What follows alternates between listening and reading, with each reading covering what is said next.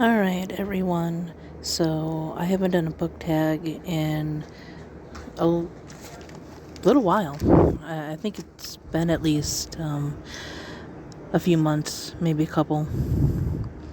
So, I am going to do the whale tag. Now, the whale tag is a book tag, but it's just called the whale tag. And it was created by Book Time with Ryan.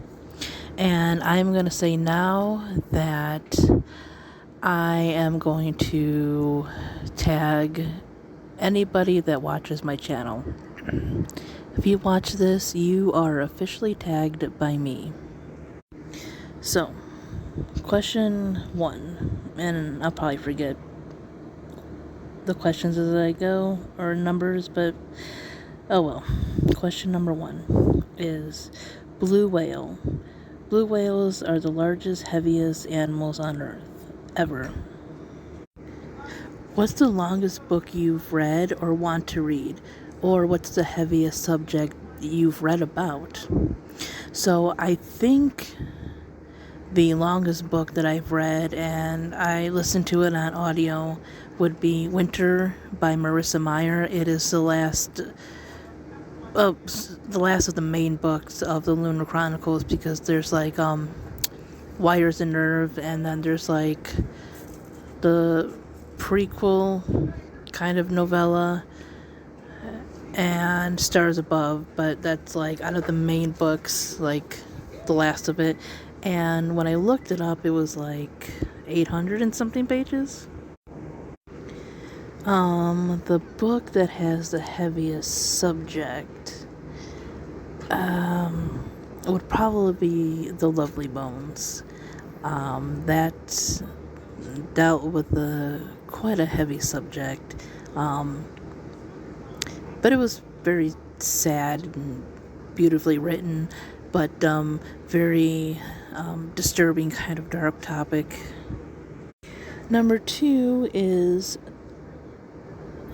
Sperm Whale.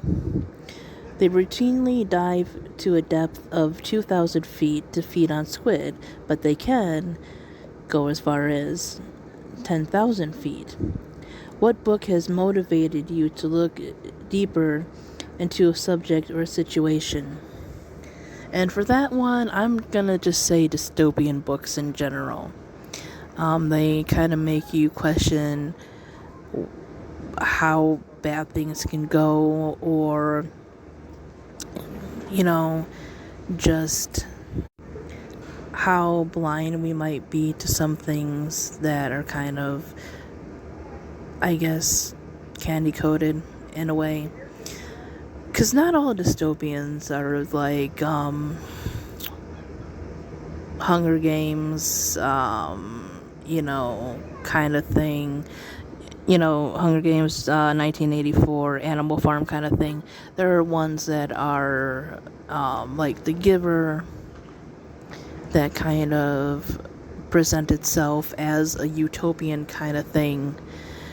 And, just the fact of being able to question things, to think, to have your own opinion. I just really like the genre for that reason. Number 3, humpback whales. Humpback whales sing long, complex songs they have in common with other individual whales. These songs can change uniformly for an entire group of whales. What book has changed meaning for you over the years? Why did it change? I'm going to say Goosebumps, just Goosebumps in general, because, I read them as a kid, or most of them, and at that point, it was just fun, and, kind of inspirational for my own, writing and stuff. And now, that still is true, but it also is the beginning of my reading journey. So I kind of look back at it as what got me started reading, and really kickstarting, the true writing inspiration. Like I wanted to be like a writer before that, but this really just kind of pushed it. I believe that I'm on number 4. So number 4 is Orca, or killer whales. They're incredibly smart, social whales and dolphins. What is a book, fiction or nonfiction, that made you feel smart or really made you think? And this might be an odd answer. I don't know if a book has ever made me feel smart, but one that made me think would be a book that I'm currently rereading through audio, and that is Zombies vs. Unicorns. And this is an anthology. It's basically a YA anthology that was edited by Holly Black and hopefully I'm saying her name right, Justine Larbalestieri. Neither one of them actually have a story in there, but they did the editing. And why I say it makes me think is because of the stories that are in there and how people put their own spin on what is either a story centering around a unicorn or a zombie. There is a unicorn story in there about where unicorns are. It's not like a high fantasy story or whatever. People live in the everyday world. There's no magic or anything, but unicorns are seen as like actual animals. But they are vicious and venomous, and it's called, if I remember correctly, The Care and Feeding of Your Baby Killer Unicorn.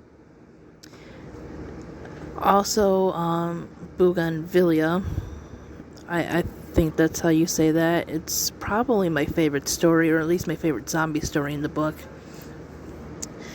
And that one, it's one of those, the zombies really aren't the scary part of the story, and I think that's well written. I think it just made me think about, how we can interpret stories, and, how we can take things and make them our own or see them in individual ways. So number 5 is Beluga, nicknamed Canaries of the Sea because of the sounds they make. What's a book you wanted to talk to others about after reading it, and why? I would say the Lunar Chronicles, because while they weren't completely ignored, I don't think they got the love that they deserved. And it might be just that I'm late to the party in finishing it, but, I feel it could have had a bigger fan base. It's just a fun series, but it also has its serious moments. I mean, some of it was a little bit predictable, but I think that's part of what made it fun. And the characters, to me, were fun yet believable. I like that they had personalities. And there's just a lot you probably can discuss in this. Alright, number 6, I think, is Narwhal. I think I'm saying that right. Male narwhal, known as the unicorn of the sea, has 2 teeth, including one long spiral tooth that can grow nearly 9 feet long. I don't know that. What's a book you heard great things about, only to discover it was less magical after reading it? The Ballad of Songbirds and Snakes. I was so excited for this book, and don't get me wrong, I think I rated it at least a 4-star. I was a huge fan of the Hunger Games books, the original trilogy. I loved, the metaphors in them, just the atmosphere. I wasn't crazy about the movies, but I enjoyed those too. And I liked Ballad, but it was a good book, but to me, not a great Hunger Games book. I think the author tried to stretch things a little too far in connecting this book with the original trilogy, and some things were just so so far stretched, it was kind of eye-rolling, especially with the lake and the plant and stuff like that. And like I said, it's not the worst thing. I enjoyed reading it. It's just, there were so many other questions that I wanted answered, or so many other things that I was interested in other than this relationship thingy, whatever that was in there. I way too many times I hear about romance and love triangles being pushed on books that are, especially like YA, or things that might have been written by women, or that might have them in as a target audience or stuff like that. And it's just, I don't need it and everything. Sometimes it feels just a little forced, and I don't care. So number 7 is Bowhead whale. While it's evident that bowheads live well beyond 100 years of age, there's evidence they may live to 200 years. What is the oldest or longest book in your collection? I think probably some copies of Anne Rice books that I got. I don't know for sure if they're like older copies physically. But they're one of the ones that I had the longest, that I still currently have. Well, maybe actually. No, definitely. I believe those definitely are. Because I had taken them with me when I first moved to Minnesota, which was like almost 10 years ago. So yeah, I think probably like my copy of Interview with the Vampire and stuff like that. So number 8, Atlantic gray whale. I think we're on number 8. Sorry if that's wrong. Atlantic gray whales were sadly wiped out by humans. Today, only Pacific gray whales remain. Save the whales. I agree. I like whales. I like sea creatures. I like animals. What's the one book that's either out of print or fashion that you wish would make a comeback? I just want a copy, not a beaten up one or whatever, but a nice copy of all of the original 62 Goosebumps. And the last question is Moby Dick. Moby Dick was the great white whale, or the great white sperm whale, Captain Ahab never caught. What book do you want to own but haven't found or haven't bought?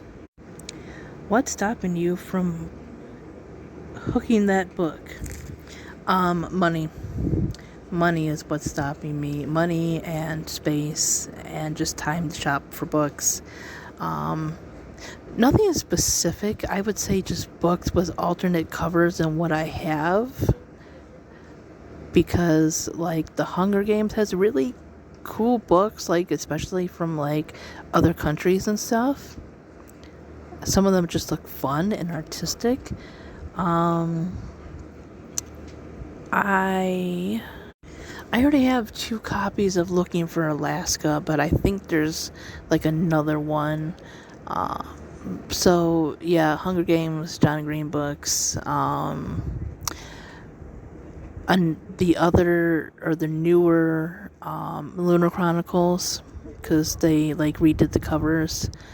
I love the original ones, but the other ones are like really cool too, and I want those. So yeah, and that is the whale tag.